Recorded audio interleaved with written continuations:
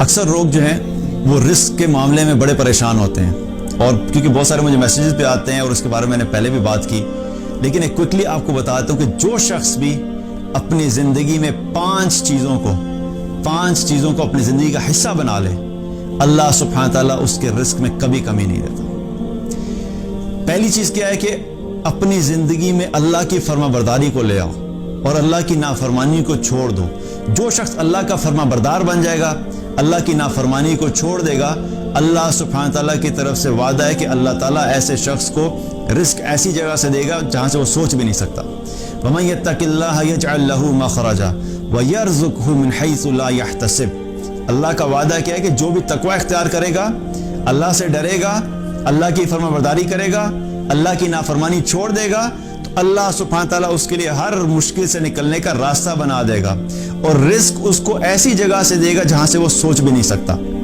تو پہلی چیز کیا ہے کہ اللہ کی فرما برداری کرو اور اللہ کی نافرمانی چھوڑ دو۔ دوسرا عمل کیا ہے کہ جو شخص بھی کرے گا اللہ اس کے رزق میں برکت دے گا، کثرت سے استغفار کرنا، اپنے گناہوں پہ توبہ کرنا، نادم ہونا، استغفار کرنا۔ جو شخص بھی یہ کرے گا اللہ سبحانہ تعالیٰ اس کے مال کو بڑھا دے گا۔ اللہ تعالیٰ نے قرآن میں فرمایا فَقُلْتُ اسْتَغْفِرُوا رَبَّكُمْ إِنَّهُ كَانَ غَفَّارًا يُرْسِلِ السَّمَاءَ عَلَيْكُمْ مِدْرَارًا وَيُمْدِدْكُمْ بِأَمْوَالٍ وَبَنِينَ۔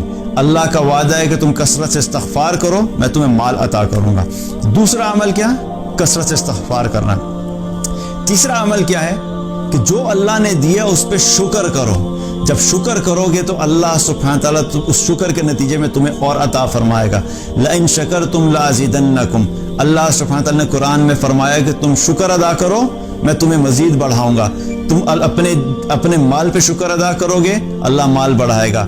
تم اپنے جو بھی اللہ نے نعمتیں دی ان پہ شکر ادا کرو گے اللہ سبحانہ تعالیٰ ان کو مزید بڑھا دے گا۔ چوتھی چیز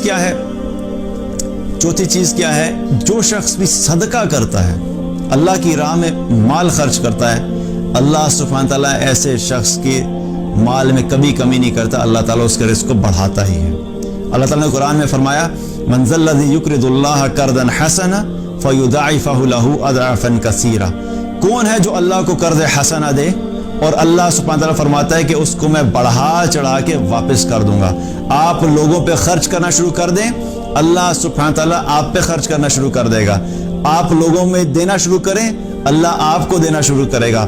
آپ لوگوں کو زیادہ دینا شروع کر دیں گے، اللہ آپ کو زیادہ دینا شروع کر دے گا۔ اور ایک حدیث میں آتا ہے رسول اللہ صلی اللہ علیہ وسلم نے فرمایا کہ اے ابن آدم تو خرچ کر۔ اللہ تعالیٰ فرماتا ہے کہ اے ابن آدم تو خرچ کر، تجھ پہ خرچ کیا جائے گا۔ اتنی زبردست بات بتا دی کہ ہم جب لوگوں پہ خرچ کریں گے تو اللہ کا وعدہ ہے کہ اللہ ہم پہ خرچ کرے گا۔ ہم جب خرچ نہیں کرتے اور پھر ہم پریشان ہو جاتے ہیں۔ تو چوتھی چیز کیا ہے کہ اللہ کی راہ میں صدقہ کرنا، غریبوں کو دینا، مساکین کو دینا، ضرورت مندوں کو دینا، اپنے خاندان میں جو مشکل میں لوگ ہیں ان پہ خرچ کرنا۔